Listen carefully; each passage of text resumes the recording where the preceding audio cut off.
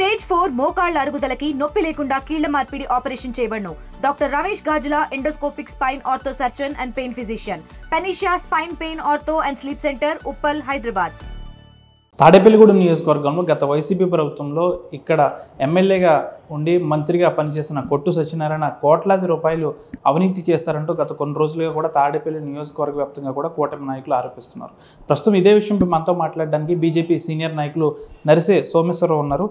Sir, ఏంటి sir ఇటీవల మీరు కూడా కామెంట్స్ చేశారు కొట్టు సత్యనారాయణపై, ఏంటి అసలు ఎంత మేరకు ఆయన అవినీతి చేశారని మీరు భావిస్తున్నారు? పెద్ద మొత్తంలో రాష్ట్ర వ్యాప్తంగా వైఎస్ఆర్సీపీలో అవినీతి చేసిన వ్యక్తుల్లో కూడా కొట్టు సత్యనారాయణ గారు ఫస్ట్ వస్తారండి. కారణం ఏంటంటే ఆయన సెకండ్ టైం ఎమ్మెల్యేగా మంత్రిగా అయిన తర్వాత విపరీతమైన అవినీతి చోటు చేసుకుంది ఈ నియోజకవర్గంలో. దానికి మీరు ప్రత్యక్షంగా ఎవరిని కదిపినా కూడా, ఏ వ్యాపారస్తుడిని కదిపినా, ఏ చిన్నపాటి వ్యక్తిని కదిపినా కూడా ఆయన యొక్క అవినీతిని బయట పెట్టడానికి సిద్ధంగా ఉన్నారు.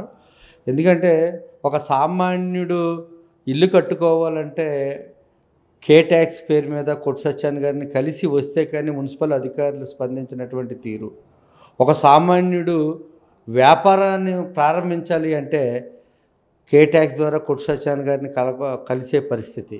ఈ రకంగా ఆయన చేసిన పదవీ కాలం చేసిన కాలంలో కమిషన్లో పేరు మీద వ్యాపారులు కానీ, ఇల్లు కట్టుకునే వ్యక్తులు కానీ అందరూ కూడా చాలా ఇబ్బంది పడ్డారు.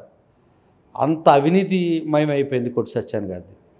అంటే దాదాపు ఇప్పుడు కూటమి ప్రభుత్వం అధికారంలోకి వచ్చిన తర్వాత ఆయనపై ఏమైనా చర్యలు తీసుకునే అవకాశం? ఇప్పుడు అవినీతికి రుజువులు అనేది ఎక్కడ కూడా ఉండవు.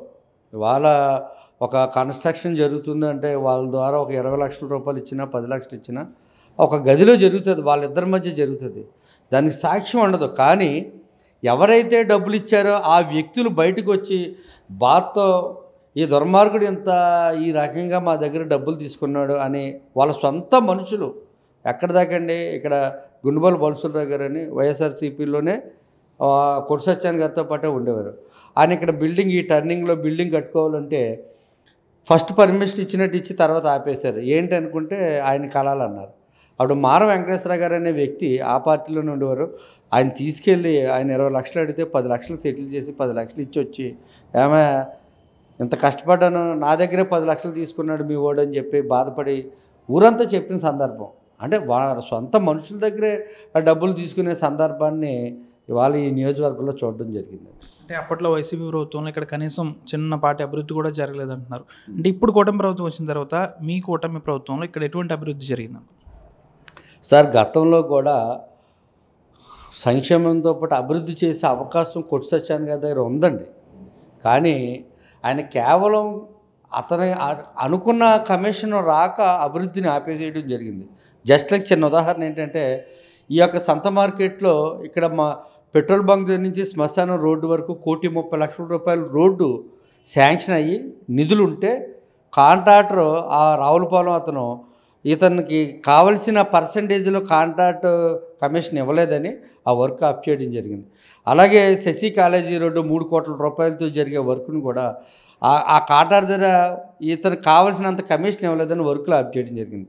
ఎప్పుడైతే బొలిశెట్టి శ్రీను గారు ఎమ్మెల్యేగా ప్రమాణ స్వీకారం చేయగానే ఆ కాంట్రాక్టులు పిలిచి, నాకు ఎటువంటి కమిషన్ అక్కర్లేదు, మీరు మీ పనులు చేయండి, మీకు భోజనం పెట్టి బట్టలు పెడతాను, దయించి అభివృద్ధికి నాకు సహకరించండి, ఫస్ట్ టైం ఎమ్మెల్యే అయ్యాను, నేను లైఫ్ లాంగ్ ఉండాలని కాదు, నా యొక్క అభివృద్ధి చూపించాలి ఈ ప్రజలకి, నేను చిన్నప్పటి నుంచి కష్టపడి పైకి వచ్చిన వ్యక్తిని, ఒక కౌన్సిలర్గా, ఒక చైర్మన్గా, ఒక ఎమ్మెల్యే అయిన వ్యక్తిని, ప్రతి సామాన్యుడి కష్టం తెలుసు కాబట్టి అభివృద్ధి విషయంలో ఆగొద్దని చెప్పి కాంట్రాక్టర్లను బతిమాలి, కమిషన్లు నాకు వద్దు, నేను లంచం తీసుకునే మనిషిని కాదు అని చెప్పి మరి ఈ పనులు మొదలెట్టారు.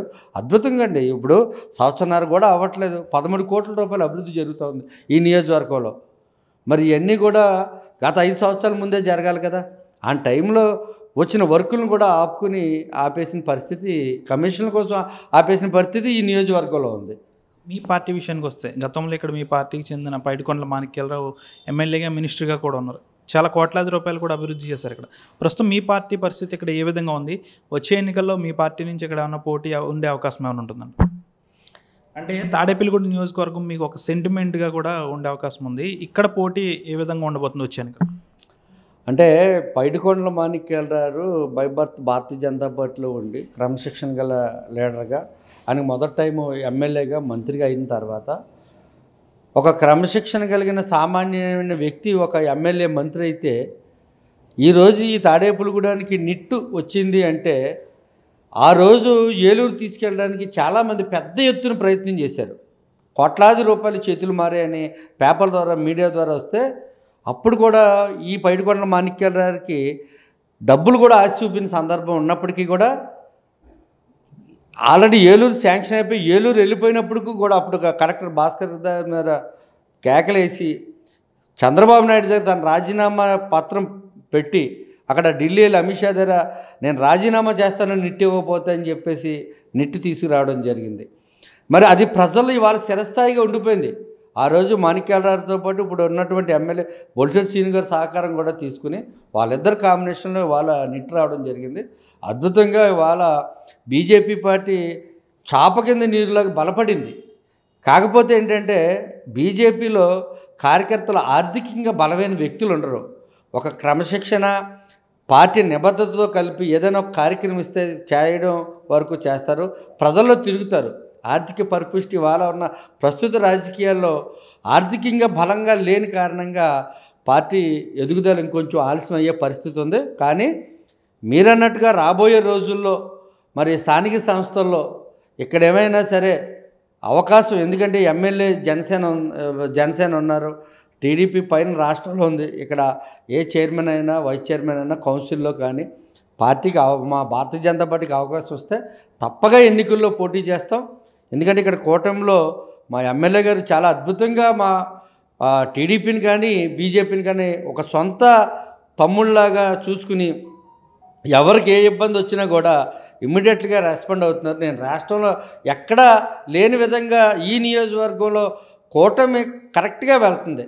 ఇవాళ ఎమ్మెల్యే గారు ఏదైనా ఒక శంకుస్థాపన అయినా ఒక ప్రారంభోత్సవం అయినా పక్కనున్న నన్నో తాతాజీ గారినో, ఈ పక్కనున్న వలవల బాబ్జీ గారినో, మరి ఎవరో సుబ్బరాజు గారు కానీ పరిమిరావు గారు కానీ, అలాగే టీడీపీ బీజేపీ జనసేన ముగ్గురు ఐక్యతతో వాళ్ళతోనే కట్టింగ్ చేసి వాళ్ళకే ప్రాధాన్యత ఇచ్చి ఇగో ఈ వర్కులు ఉన్నాయి, లేకపోతే ఈ స్కీమ్స్ వచ్చాయి, ఇది ఎలా చేసుకోండి, ఎలా చెయ్యండి అని సమన్వయంతో ముందుకెళ్ళే పరిస్థితి కూటమి యొక్క ఆలోచన విధానాన్ని ఈ నియోజకవర్గంలో చాలా అద్భుతంగా బొలిశెట్టి శ్రీను గారు చాలా ముందుకు తీసుకెళ్తా ఉన్నారండి.